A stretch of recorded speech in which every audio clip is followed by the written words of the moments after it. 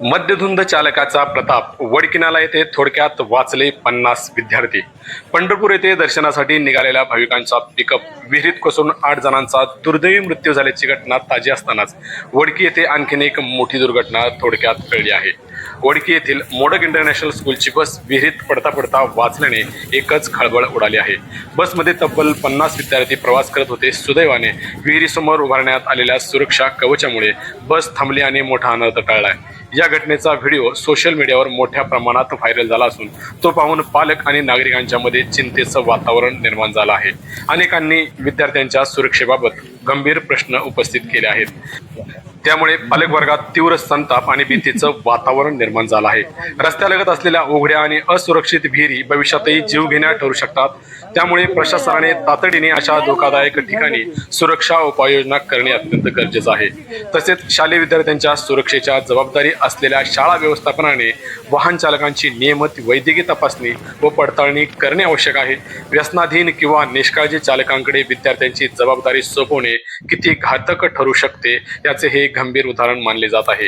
या घटनेची सखोल चौकशी करून दोषींवर कठोर कारवाई करण्याची मागणी आता पालकांकडून जोर धरू लागली आहे। विद्यार्थ्यांच्या सुरक्षेसंबंधित अशा घटनेमुळे दुर्लक्ष न करता प्रशासन आणि शाळा व्यवस्थापनाने तातडीने ठोस पावले उचलण्याची गरज व्यक्त केली जात आहे।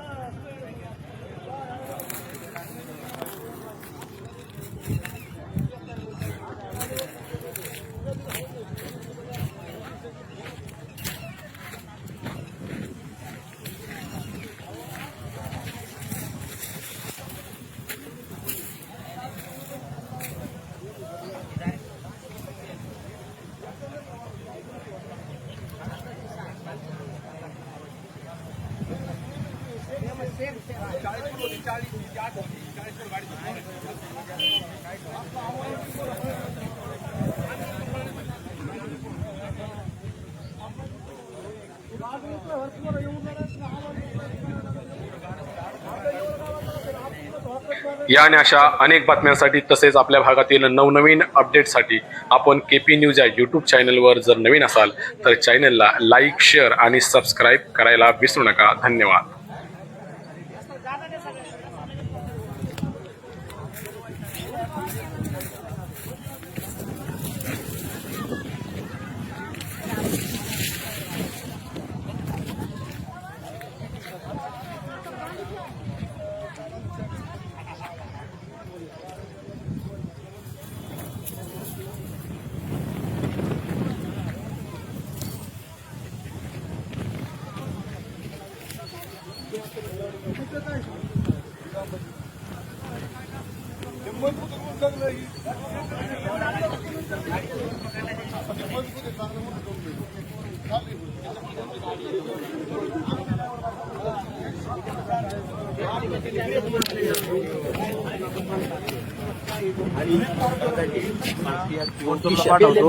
काय आमचं नाही